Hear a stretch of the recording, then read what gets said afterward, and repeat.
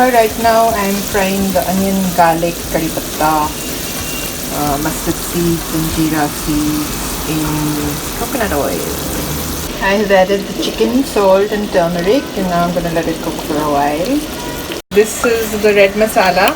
I haven't made this at home. This my maid had very lovingly got me from her village, and pre-COVID of course, so I've got a whole bag full of it in my freezer. I'm adding a little coconut milk as well, since I was using a ready-made red masala and I don't know how much coconut it had. And I'll let it cook for a little while and then I'll add some more water maybe. I added a little imli pani because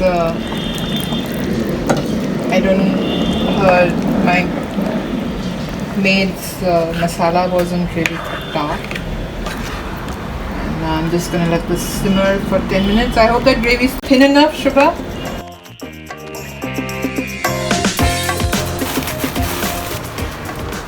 Kori Roti and chicken curry.